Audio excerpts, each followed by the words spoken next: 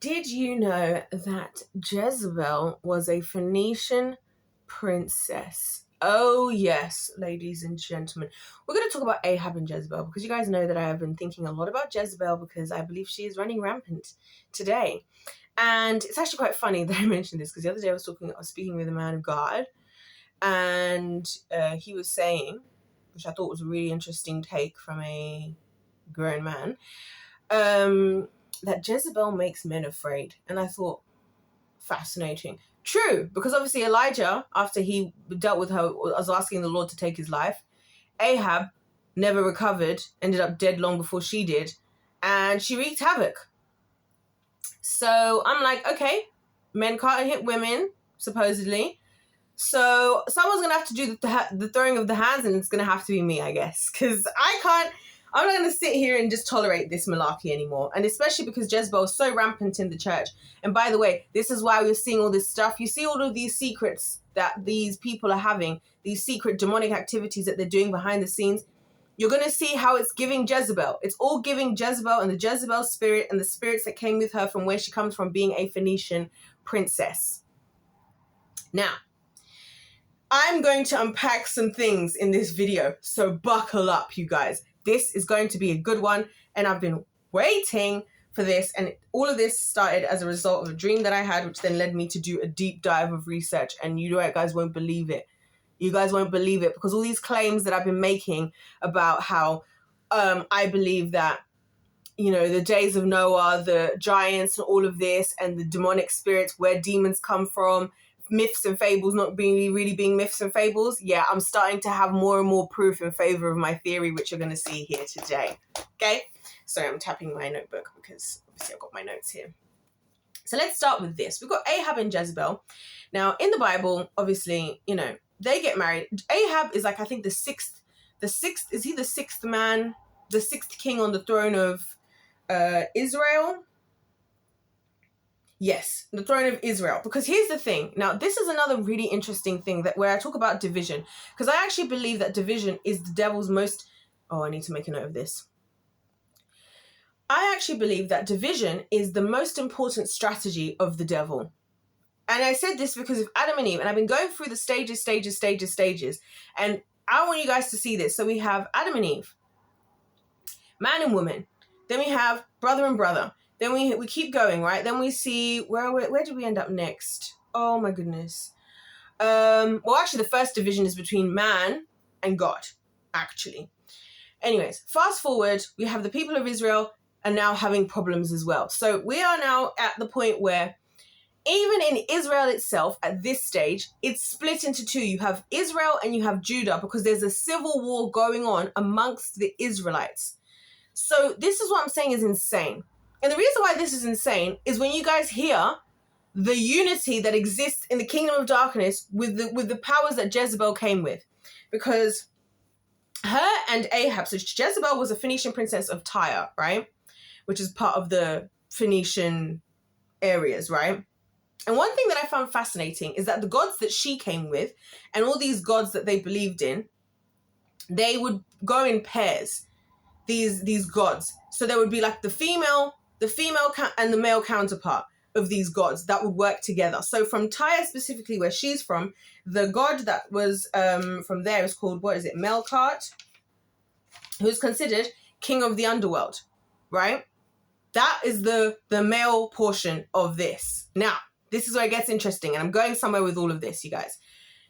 It gets interesting because Melkart was then renamed by the Greeks Heracles and the Romans Hercules. He was considered king of the underworld, and he was considered to provide... The reason why they were even worshipping him is because they wanted him to provide rain, and they wanted his protection and his provision. Isn't that interesting? Then we have the other demonic god, and that's who Melkart is. He is the chief god. Like, so each of the Temple of Melkart, which is the most famous temple, right? So each of the different cities amongst the each of the different cities amongst the Phoenicians they each had their own main god. So Melkart was the one for Tyre specifically. That's why I looked at him. And he was partnered up with Astarte, who is a goddess also known as the Queen of Heaven. So you got the King of the Underworld and you got the Queen of Heaven. Now, I have so many thoughts about that as well that I'm going to get into.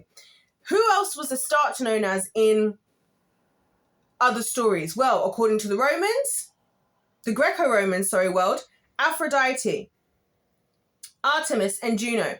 According to Egypt, Isis. I have been saying to you guys that I truly believe that so many of these spiritual entities that exist, they've just been renamed, reshaped, repackaged, but it's the same story everywhere. Because even when I looked further, I found that even the Aztecs, where is it? Where is my notes here? Do I not write notes? Yeah, so the same god, Melkart, who I just said, Hercules, Heracles, Tlaloc to the Aztecs. Same god, same things, but different names, right? There's also Baal Hammon, god of rain for crops. There's all these different Baals and demonic gods and all of this. Now, why am I mentioning any of this, right? The reason why I've been fascinated with Jezebel from the very beginning is because she wreaked the most havoc. She was the witch of all witches of all time, realistically. She wreaked the most havoc. And her relationship with Ahab, for me, I never really understood how deeply problematic it was. Because the whole purpose of their marriage was actually, it was a political one. So the idea was, we bring this king who's a king of God. We bring him, and then we bring this other group, and it's a political marriage. We have the people of Tyre and the people of Israel. And part of the reason why they did this, and this also goes back as far as Solomon. So Solomon, he also used to buy through the Phoenicians and hire them for because they would be, merchants that would either export different things on behalf of other people, export their own things. They would bring things like wood. They had their own stonemasons. They had their own carpenters. So even Solomon hired them. So prior to that, when Solomon was building the Lord's temple, which I find really fascinating that the Phoenicians were building the Lord's temple and whatnot, which is crazy, right?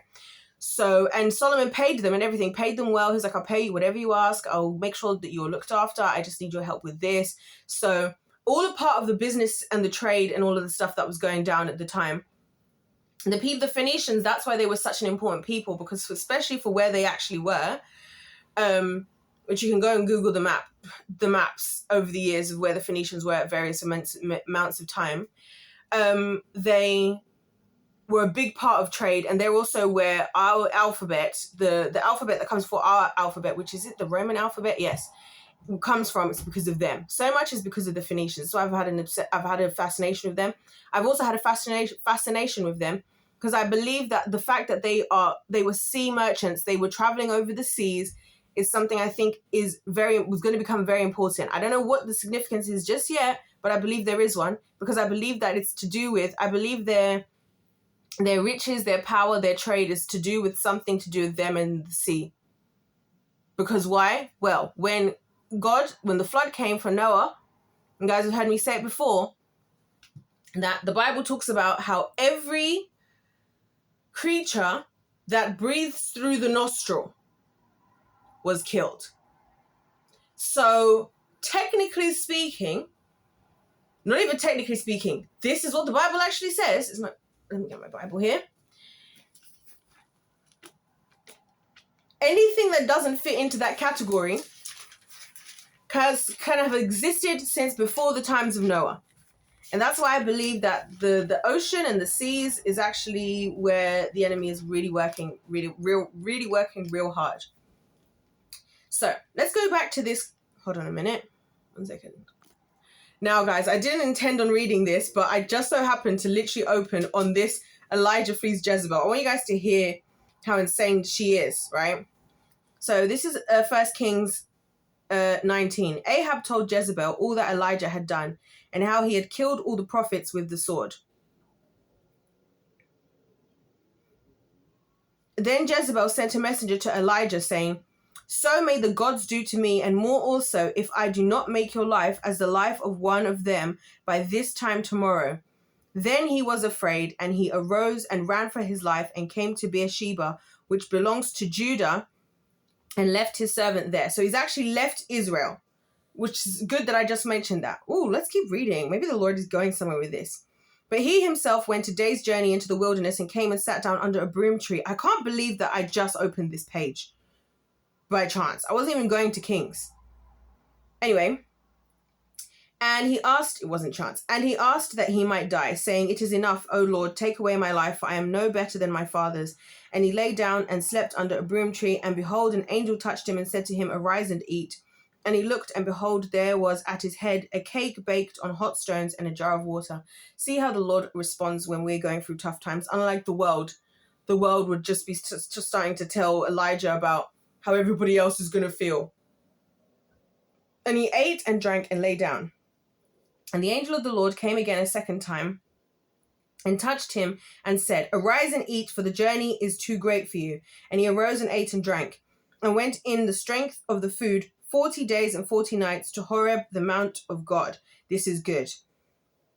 I'm really hoping that, is this the bit, please tell me this is the bit where the angel comes in. Yes. Oh my gosh. Okay. If this is the bit where the angel comes, this is perfect. Oh my gosh. Praise Jesus. Okay.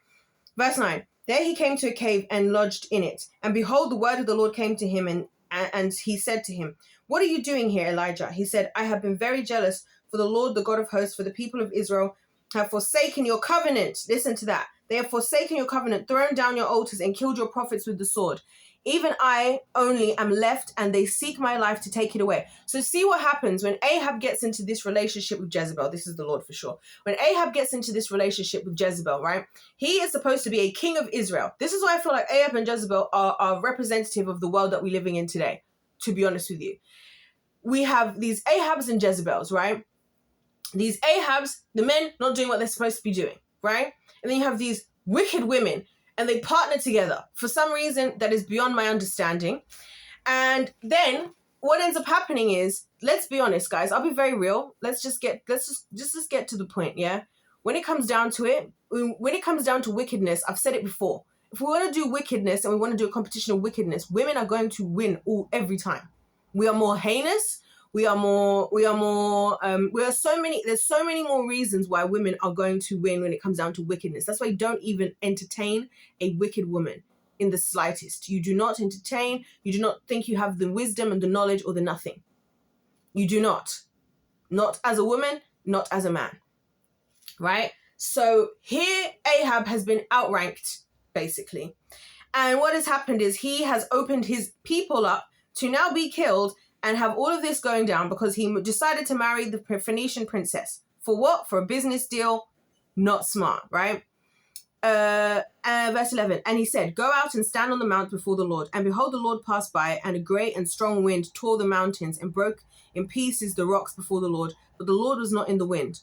And after the wind, an earthquake. But the Lord was not in the earthquake. And after the earthquake, a fire. But the Lord was not in the fire. And after the fire, the sound of a low whisper.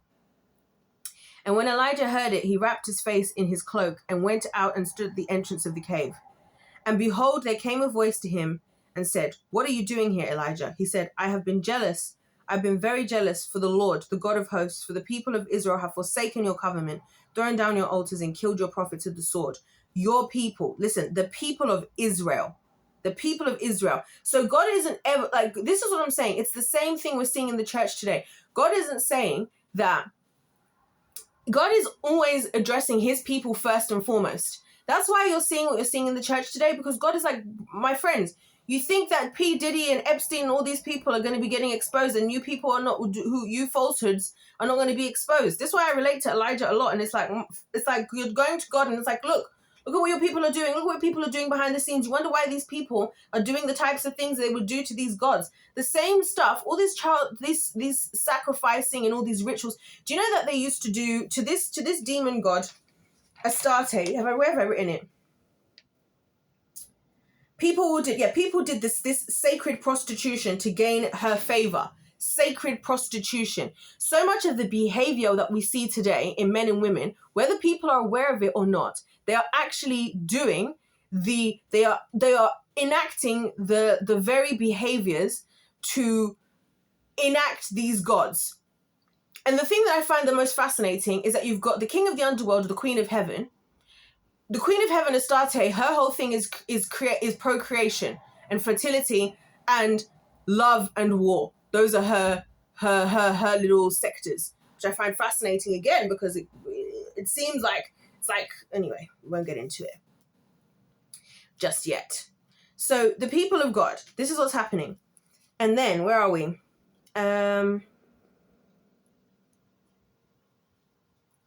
Even I only am left, and they seek my life to take it away.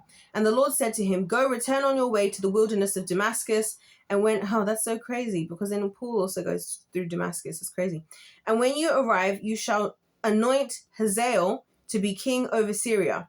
And Jehu, the son of Nimshi, you shall anoint the king over Israel. And Elisha, the son of Shaphat of Abel Meholah, you shall anoint to be prophet in your place.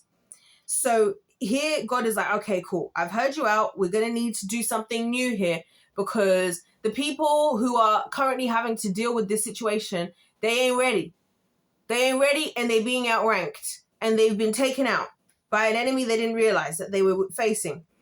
Verse 17, and the one who escapes from the sword of Hazael shall Jehu put to death, and the one who escapes from the sword of Jehu shall Elisha put to death. Yet I will leave 7,000 in Israel, all the knees that have not bowed to Baal. So Baal again, and Baal was the other one. Baal Haman, which is the god of rain and crops, Baal Haman, the god of rain and crops, is the other one from Tyre, by the way. And interesting enough, can I just say, and every mouth that has not kissed him. Every mouth that has not kissed him. So, oh my gosh. I will have said that, and all the knees that have not bowed to Baal, and every mouth that has not kissed him. So, as soon as Jezebel comes onto the scene, ladies and gentlemen, this is why the wickedness of women is at a different level. As soon as Jezebel comes onto the scene, all of a sudden, the people of God have turned. You see what I'm saying? It's about yoking. You know, when the Bible talks about being equally yoked, and people always like, oh my gosh, if you're for Jesus, it's about being equally yoked. But it's also equally yoked in power, right? Because see here, if Ahab at least had been as serious about his God as Jezebel was about her gods, then at least they would have had a stalemate. They just would have gone nowhere. And you see a lot of that today with men and women, the stubbornness. You see this a lot in relationships, where you either have, it's like what I say to you guys all the time. You have three things that can happen in any given relationship. You have two selfish people. Eventually, they'll have to separate, because you're both trying to go in different directions. You're both focusing on yourselves, right? You have one selfish person and one selfless person. We're all going to go in the direction of the selfish person now, right? Hello, here we are. You have two selfless people, and then that's when we find the love that the Lord intended to exist. That is a rarity in this day and age. So what I find fascinating about all of this is that meanwhile, the people of God have got all this division. Adam and Eve can't get it together, right?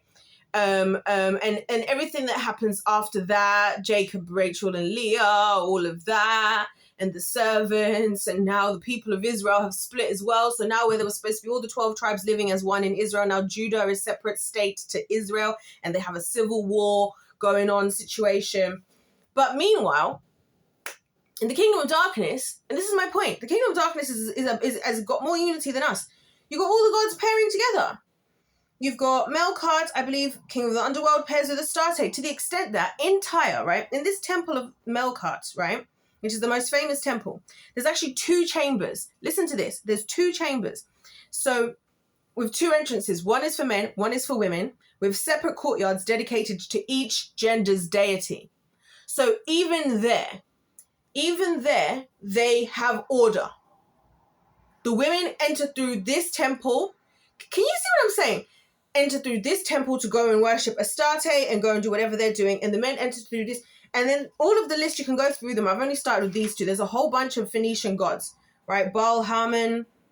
There's all these different Baals and all these things. I'm trying to do one thing at a time, because it's actually quite a lot to take on in one go. So meanwhile, we are out here, and they're working amongst each other. They're a fighting force. This is what I'm saying. This is what is the representative of the church of today. Sorry. I'm just making sure I haven't missed anything important yet. Yeah. Isn't that funny? So meanwhile, the devil's trying to divide and conquer. In the enemy's camp, they're very sure of these partnerships. Yep, let's go. We want to be with the people of Israel. We want to trade with them. We want whatever. Let's get Jezebel in with Ahab. Fantastic. You two gods go together. You two gods go together. You two gods go together. I'm not saying they were like in a relationship, or whatever, because I haven't looked into it enough. But the point is that I'm pointing here. And the funny thing is, like I said, all the things that they do, this is how Jezebel hides. Because, you see, Jezebel purposefully picks weak men. That's the point. In general. Especially the weaker the better. Right? So that she can do is exactly what you see like in churches today. Prop you up. Put you in a platform. Let you be the king. Yeah, you're the priest. You're the pastor. You're whatever. Whilst behind the scenes, you are enslaved to some pretty heinous stuff. That's why even the other day I saw yet another pastor that I was like, always thought something was a bit off with you. Found to be doing things with children. And isn't it funny that the Phoenicians are known for child sacrifice? In fact, I was looking into all of this because it got really interesting. Listen to how interesting this is. So in Carthage, right? In Carthage, this is the... What on... Oh my goodness. Oh my giddy aunt. What is all of this? Oh. In Carthage, so I'm just going back to my notes. In Carthage, and this is something I found so interesting. Oh yes, Ashtoreth in the Bible. Also, I believe that Astarte, this god, this Isis, this Aphrodite, same entity. That is for sure, I believe, the entity, the Beyonce entity. The Beyonce, and I believe that's the god that she is serving. I would just like to say that. Yes, so in Torith, aha. So there is a grave in Torith, right? A grave of children. A whole bunch of bones and remains of children in Torith in Carthage, right? And Carthage, again, was a part of the Phoenician whatever's. Now, here's something that I find actually interesting, is that despite the fact that the Phoenician cities were in lots of different places, like Tyre, Carthage, you have modern day Lebanon is considered like the center point or whatever you call it. I can't remember the phrase used. But there was no, like, at least yet, found any evidence of potential child sacrificing in Lebanon, but there was in Carthage at this Torith, this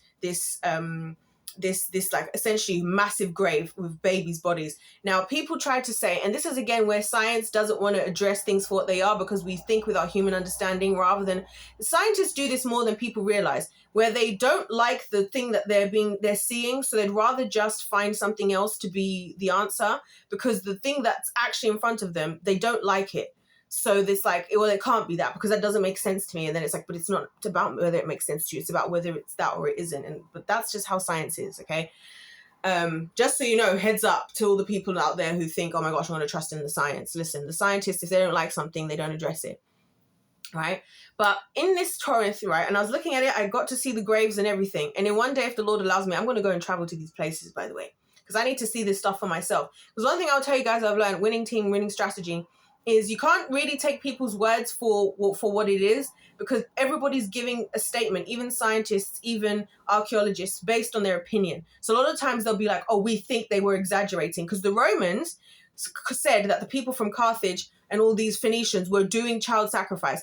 A lot of the archaeologists today are saying that we believe that the Romans just had to have an enemy and they inflated everything for the sake of having this enemy. But I'm just like, what's the point?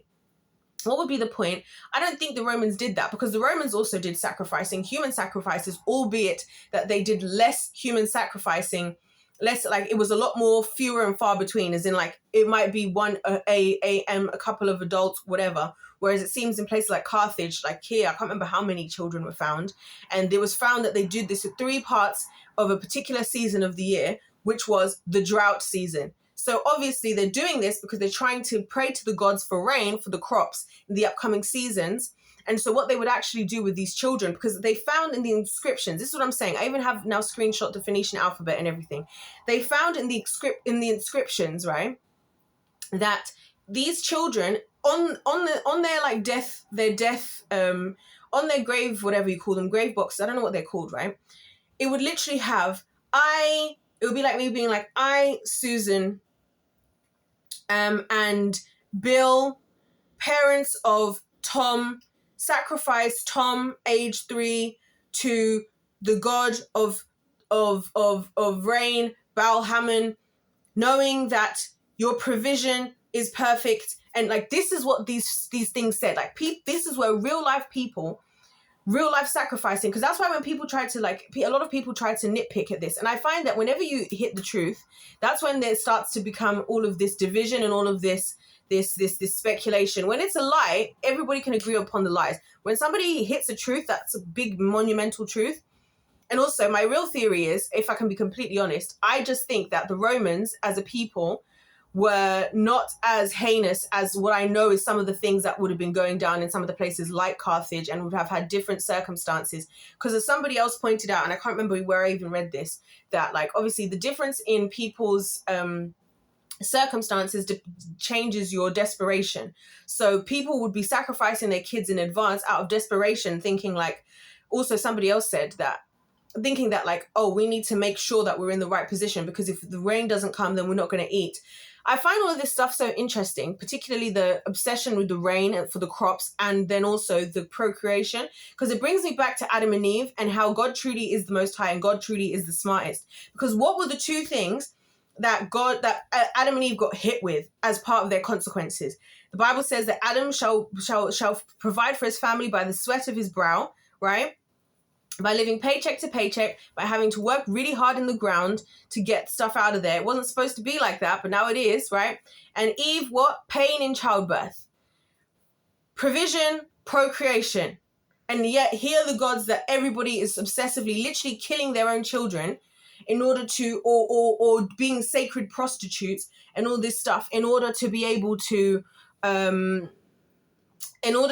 have what they need to exist on the planet. Because now you have to find a counterfeit. Now you have to find another way to get to here, right? And of course, children are always the choice. Because why? Because children are, it's the concept of seed.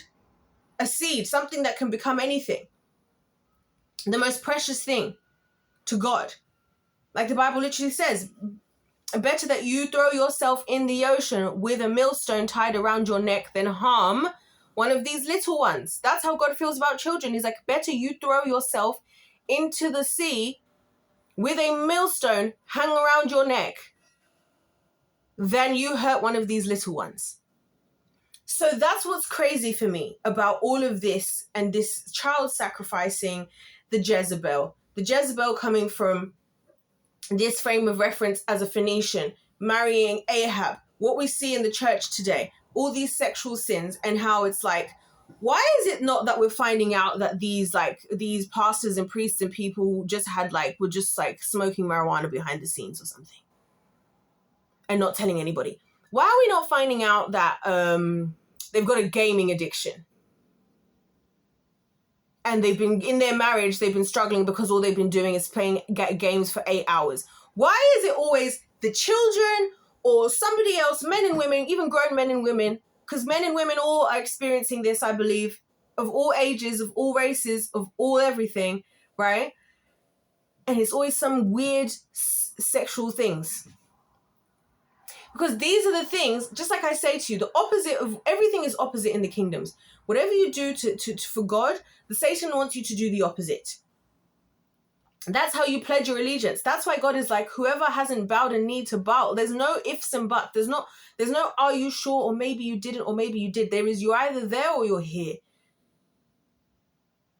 There's black and white. You're a winner or a loser. You're in the kingdom of heaven or the kingdom of darkness. You're in the kingdom of light or the kingdom of darkness. You're in the kingdom of life or the kingdom of death. You're wise or you're a fool.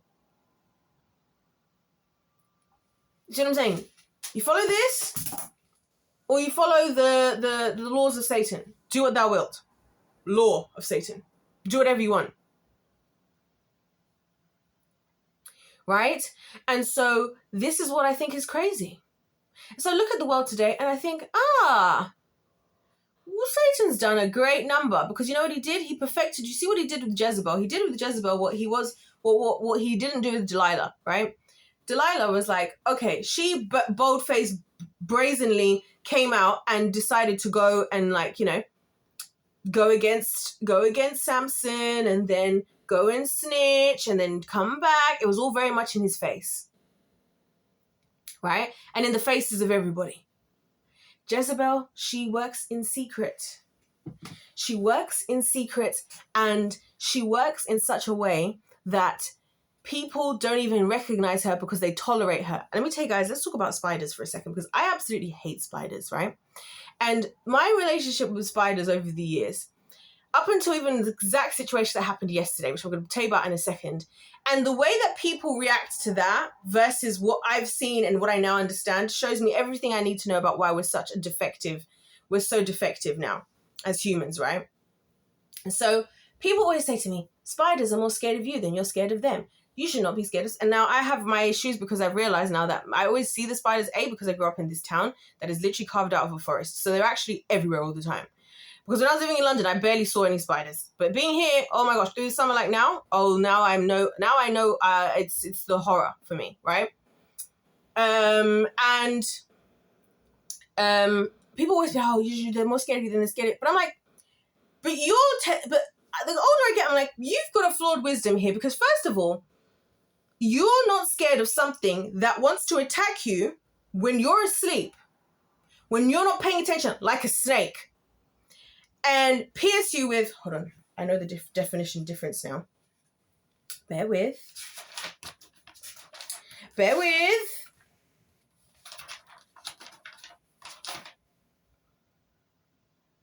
Venom, or whatever it is that they might have, right?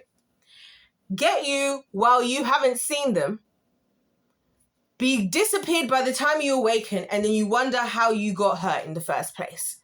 Just like the snake. So people will have more fear of something like a lion or a bear that can run at you forward, think like while you're looking at it. But you'll tolerate a snake in your garden, and you'll tolerate a spider in your house. And you think they're not very smart when they are. Because literally yesterday, there was a spider. We've been having, these days, because I'm trying to work on my fear of spiders, right? We've been having these situations where, because I'm always around, I'm always out and about at the times when nobody else is. And that's one of the reasons why I realized that I always see them. Especially like if they're in the house and whatever. Because they come out and they just sit boldly around when nobody else is around. That's why I always used to see them growing up, because I'd be like downstairs in the living room by myself, or I'd be like upstairs, whatever. Like I'd wake up in the middle of the night to go to the toilet. I've always been somebody who's awake at night, okay? And so I would see them, and they would just come out walking like it was the London Fashion Week through the room, thinking that they're going to get away with stuff because they think it's quiet enough now that I can bite you, or I can do whatever I'm going to do and then go and hide away. So now I've realized that what they do, right? Like this spider that I caught last night, right? I've seen it there a couple of times. It was in the bathroom. I've seen it there a couple of times, and it hides away. As soon as I go in there, it hides after not too long, right? So that if I go back to check in 2 minutes, it's gone, completely gone. And where it is, there isn't like a little hole. I don't know where it goes, but it goes, right? And I started to actually think, like, am I crazy? This is why I understand my position in this planet, because this is literally the story of my life. This has gone on for days. I even told somebody, by the way, there's a spider there. Like, they went to see it. It's not there. Cool. Of course, historically, I've had these situations happen and nobody believes me because people don't believe me, right? Because then, you guys, I'm going somewhere with this. This isn't me feeling sorry for myself. I'm going somewhere with this. So this happened night after night after night. Now, every time that I was ready to call somebody, this spider was not there. Yesterday, I see the spider, and I immediately grab the first person. I'm like, come here, look, see, can you see? It's there right now. And they saw it, and I was like, thank you. So I'm not crazy. They're like, can you see? They're like, oh my gosh, you're so right. It has been just doing, because this is what I'm saying. People are like, oh, the spider's just sitting there, it's doing nothing. No, it's not. No, it's not. A friend of mine, she was looking into the research, and she found out that even some spiders have REM sleep and have dreams. So she was like, so we're doing the situation. They come back, we come back again. Literally 2 minutes later, it's gone. About 2 hours had passed, right? I come back because at this point I'm trying to check to see if this creature is as heinous as I really think this creature is. I come back and there it is, hanging boldly there, comfortable, thinking I'm not getting caught, and the spider's done now. Anyway, it's gone to the shadow realm. But this went on for days, and there was all this back and forth. And there was another time, again, a spider I saw was trying to walk in through the front door, like coming in through whatever around the front door. And it kept going into this spot hiding, and I knew exactly where the spot was that it was, and then it would just come out and just chill out, and then it would go and hide again. Also, you know those spiders that hang upside down like this that are really, really... By the way, guys, can I tell you something? If you want to know what the unforgivable thing you can do to me is, do not joke with spiders, do not play. It's not a joke. I will not forgive you. I promise you I won't forgive you. Just so you know. That's the one thing. You can joke about anything else. You can joke about anything else. I'm telling you right now, because you don't love me if you do that. You do not. People think it's funny, and anybody who thinks it's funny and who does the joke anyway, I promise you I'll cut you off and you'll never know me again. Just so you know. This spider comes out, and I've seen it again because I'm seeing it. And then I just started talking to her. I was like, oh! And I just started talking, and there it goes running off again. I was like, you little... And do you know what's funny about it? Everybody would tolerate this thing, but what is this thing going to do? This thing's going to come out when you're asleep to try to get you. That's what they do. That's what Jezebel does. She sits and she lurks. She does what she's doing. She creates her webs that people can't see to get caught up in, right? She's tolerated. She's tolerated. You would make more of an effort to get a bird out of your house, or probably a bee even. A bee that if it stings you, it's not going to kill you, unless you're allergic to bees. You'll make more of an effort to get rid of those. You'll tolerate a spider. You even have a snake in a freaking enclosure. You'll tolerate them. That is how Jezebel is in the world. That is how Jezebel is running in the world. She is there and she is tolerated because she's hiding away in the shadows. Hiding away in the shadows. Tolerated. What business did Ahab have marrying a Phoenician princess?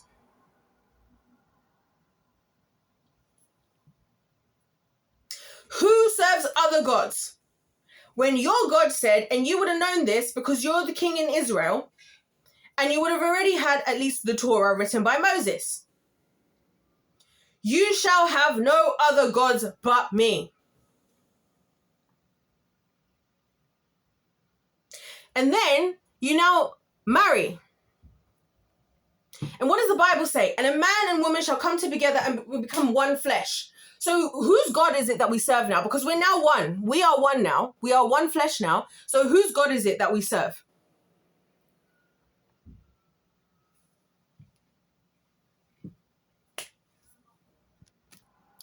It is literally all the same. It's all the same. Adam and Eve tolerating the snake. We shouldn't be listening to the snake. We should be killing snakes. People today tolerating, oh, the spider's more scared of you than you're scared. You've got every reason in the book. Every reason in the book. I'm like, damn, I want to at least become Spider-Man. If I'm going to be bitten, at least let it be radioactive. For goodness sake. See what I'm saying? Every reason in the book, my whole life, people say, oh, spiders this, spiders this, spiders this. And I'm like, no. Creates webs that are invisible, that get its prey caught up while it doesn't have to be there. And then it comes, sinks its teeth into you, puts whatever paralytic, whatever it needs to put into you to get you so that you can't move, so that it can eat at you. Just leaves webs chilling in your house for it to come back to later. Are you dumb? And then I'm the crazy one. I'm the crazy one. For not wanting to tolerate these creatures. And then it'll be this very world here and everybody in this world wondering how things are happening. Because in your flawed human wisdom, we keep tolerating the very things that we should be annihilating. We're tolerating the things we should be annihilating. And then we're scared of the things. Like, how many people, like, you see, people can actually become friends with lions and things like that. How many people do you see people be like so-and-so with the lion and they form a friendship? What do snakes do when people hang around the snakes? They start to get ready to eat you. They start to stretch their bodies and shed and everything. So they're like, well, what size do I need to be so I can gulp you in one? But then we'll have a pet snake. And having a pet lion is a crazy idea. Like, I just think this place is so interesting, isn't it? So I'm just checking the time because I do actually have to get ready for work afterwards. But anyway, yeah. What is the time? Oh, snap. Yeah. This is what I'm saying. Flawed thinking of humanity. Flawed thinking. Flawed thinking. And then we say, God, where was this? Why didn't you do this about that? Why are their children suffering? Because you're tolerating Jezebel. That's why. You're tolerating her. You're tolerating her. You're marrying her. Now, obviously, you guys, I'm using her as an example. This is true of like men and women. Like, it's not just, I'm not saying this is not a message directed towards men. This is a message directed towards men and women. Because Jezebel, she's creating issues, wreaking havoc for everybody. So I just want to be very clear about that. So there you have it. And then the child sacrifice. Did you guys know? Hold on, let me find this. Okay, we're going to finish with this because next, guys, you guys are going to want to see the next video because I just read a passage about what happened when Solomon got caught up with foreign women. And oh my gosh, I need to read that. So we'll come back to that. But what I wanted to talk about here was when Ahab's reign begins in the Bible. I want you guys to hear what was done according to the scriptures. So we're at 1 Kings 16. I love Kings. The books of Kings is like some of my favorite books. In the 38th year of Asa, king of Judah, Ahab, the son of Omri, began to reign over Israel. So we've got one king in Judah and one king now in Israel. And Ahab, the son of Omri, reigned over Israel in Samaria for 22 years. And Ahab, the son of Omri, did evil in the sight of the Lord more than all who were before him, as if it had been a light thing for him to walk in the sins of Jeroboam, the son of Nebat. He took for his wife Jezebel, the daughter of Ethbaal, king of the Sidonians, and went and served Baal and worshipped him. He erected an altar for Baal in the house of Baal, which he built in Samaria, and Ahab made an Asherah. Ahab did more to provoke the Lord, the God of Israel, to anger than all the kings of Israel who were before him in his days. Listen to this. Heel of Bethel built Jericho. He laid its foundation on the cost of Abiram, his firstborn, and set up its gates at the cost of his youngest son, Segub, according to the word of the Lord, which he spoke by Joshua, the son of Nun. So this wall that was built where Jericho was, when it was destroyed, which I'm going to go to that passage in just a second. Actually, I'll go there now. Who was it again who did it? In his days, Heel of Bethel. Heel. So Heel was the one who did the doing. But Joshua, after they defeated the walls of Jericho, said that those walls were never to be rebuilt. And if they were to be rebuilt, that a sacrifice would have to be done of the first and last born. And lo and behold, that was what happened when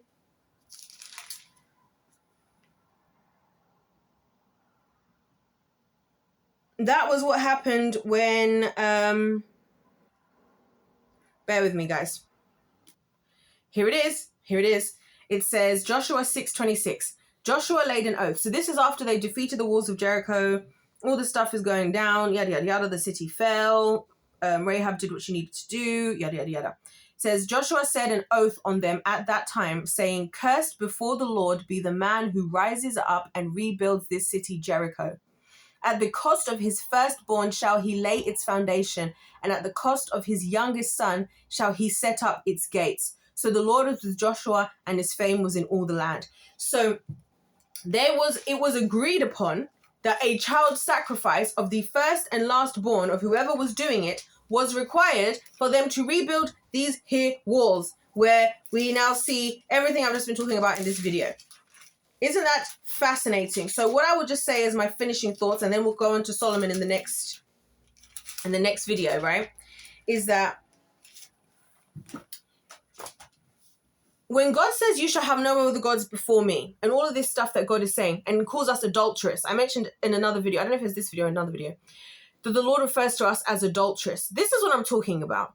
When the Lord is supposed to be able to, we call ourselves the people of God, we're the people of Israel. He does all of this, and then we consistently go off with these golden calves, these false gods that we go to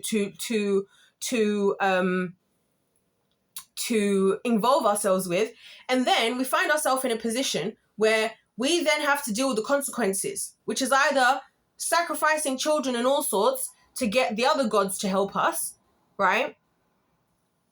Or the Lord allowing our enemies to overtake us. That's what I believe is what happens a lot of the time. God's like, hey, if you want to go and worship those gods, go and let those gods protect you as well.